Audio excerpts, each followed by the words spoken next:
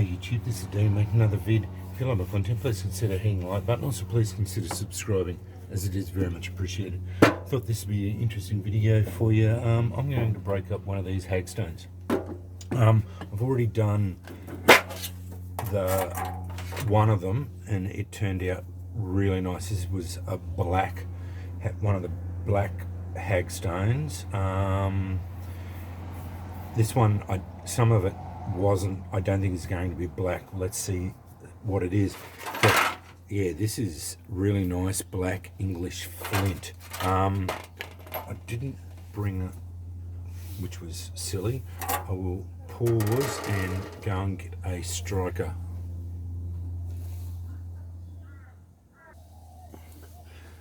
As with all this stuff, you really don't know what you're going to get until you break it open, but this one was particularly nice. This is the black English flint, so it is fantastic. Yeah, beautiful English flint and sparks. Oh, that one not real good. Good demonstration. Sparks really well. Got some nice nodes. Really nice nodes out of that.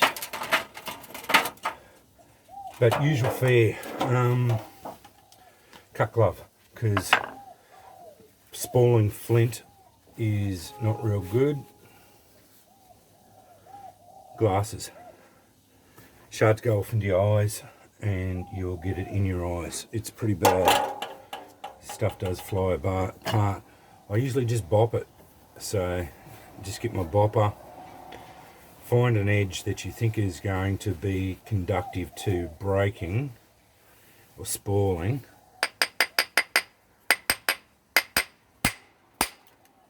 And drive a spall off. Okay, so this is the grey stuff. Debris goes in there. That gave me a nice spall.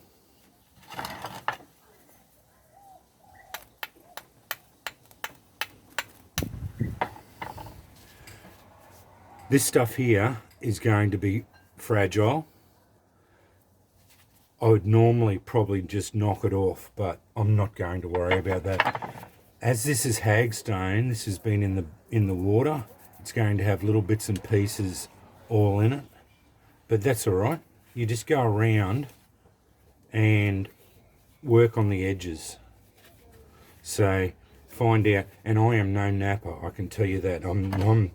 I'm just sort of bash it until it breaks sort of napper. So I've got no skill whatsoever in this. It's all just been experimenting with it.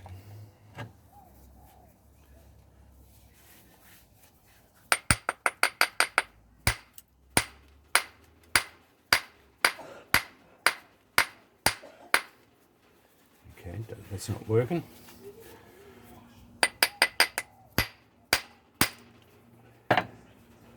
It's not real good. I try to keep the little shards too, because they can be useful.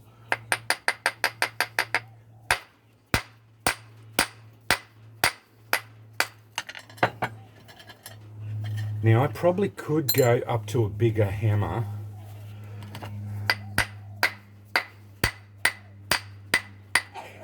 Because this is not really for my bopper.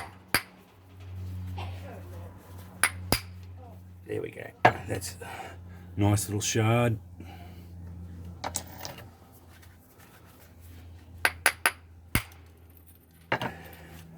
See, this is coming off good. Thin sliver. It's going to be very fragile.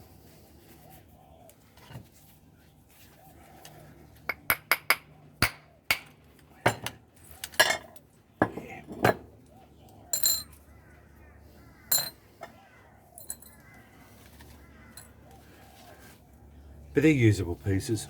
That's a usable piece. It's got sharp edges. It's nice grey English flint.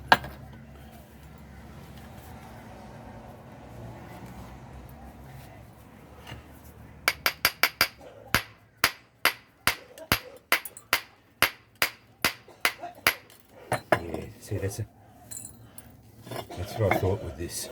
It might be because it's hagstone, it's not the highest quality flint.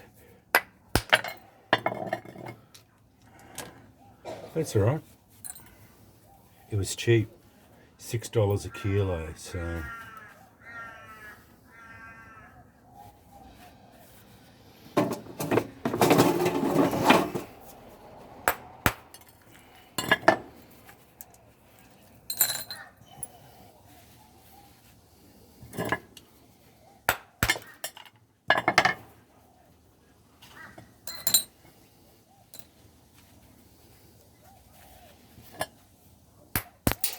There we go.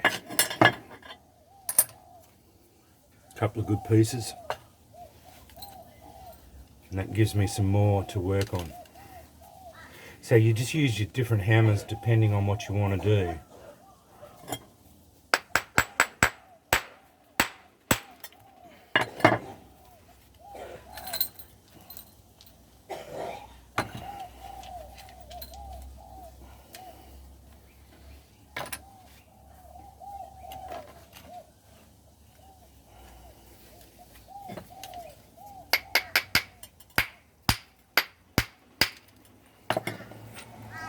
It isn't, yeah, because it's got so many little bits and holes and that going through it.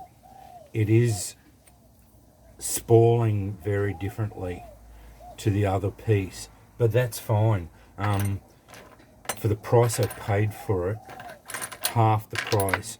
These are all still usable pieces. It's just not as pretty as some of the flint that you can get, so that's fine. That's coming down to a rock that's almost, if I could break that in half, that'd probably be about, I'd call that.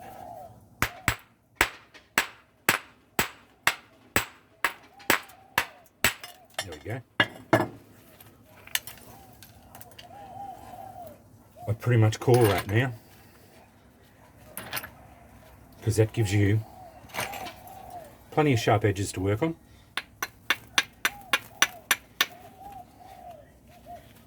All around. A nice big node. And a few little nodes, bits of pieces, and a heap of rubbish. Now, I'd keep all the bigger bits of rubbish, and then just discard that other bits, because quite simply that stuff is down to the point where it's not useful. But that stuff, you can use it, but that stuff is pretty much useless. I thought that would be an interesting video too, that people might get something from it. Yeah, as I said, I am very rudimentary with my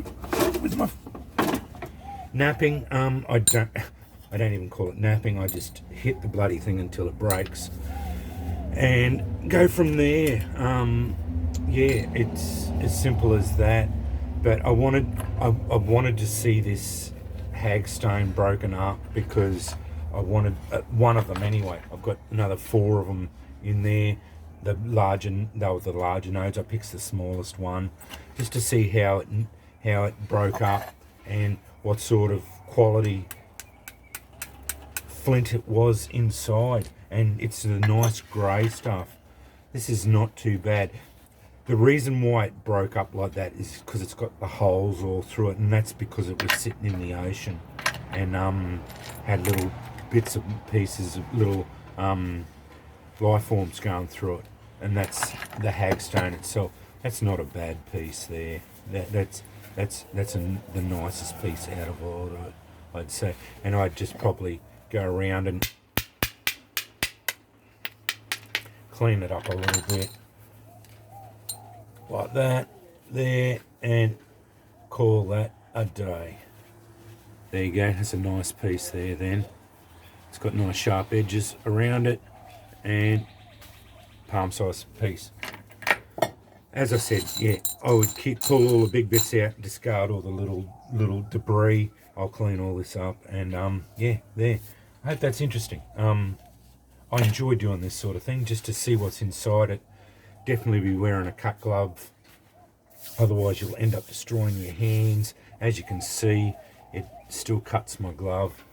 That's only because it's stabbing, and this thing's only good for cut gloves. It's not, the penetration one doesn't go really good against that.